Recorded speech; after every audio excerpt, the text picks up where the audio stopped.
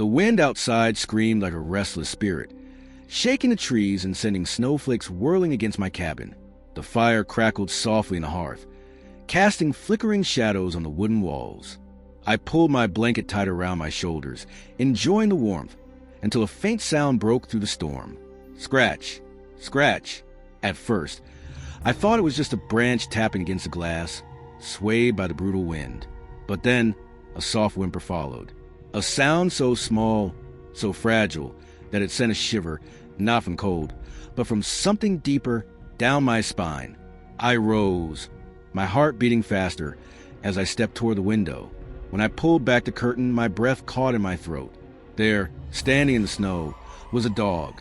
Not just any dog, a mother. Her fur was matted with ice, her ribs faintly visible beneath her thin coat. She trembled violently, but she wasn't alone. Pressed against her sides, barely moving, were two tiny puppies. Their fur, once soft, was stiff with frost, their eyes dull with exhaustion. I hesitated for only a second before rushing to the door. As soon as I pulled it open, a blast of icy wind whipped through the cabin, but I barely felt it. "Come inside," I called gently.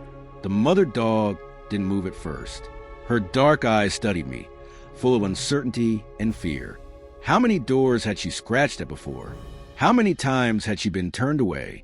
But then, as if making a decision, she did something that shattered my heart. She nudged her puppies forward first. She was freezing. She was weak. But still, her first instinct was not herself. It was them. The pups stumbled toward me, their tiny bodies barely able to stay upright in the deep snow. I scooped them up, cradling them close to my chest. They were so cold, too cold. I turned back to the mother. "Come on, girl," I whispered. She stood frozen, torn between instinct and trust. The storm howled behind her, urging her forward. But old wounds, memories of cruelty, of doors slammed in her face, held her back. So I did something I hoped would break that fear. I knelt. I set the pups on a thick blanket beside the fire. Then I extended my hand. "You're safe now," I whispered. "I promise."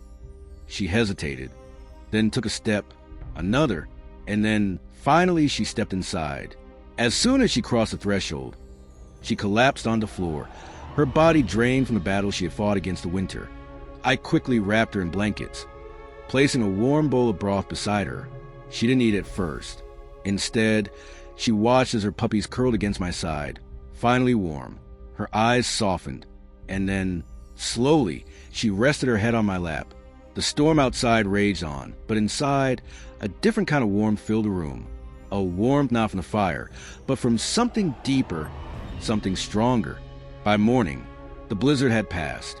Sunlight streamed to the window, casting golden light on the sleeping trio at my feet. The pups stirred, stretching in their newfound comfort.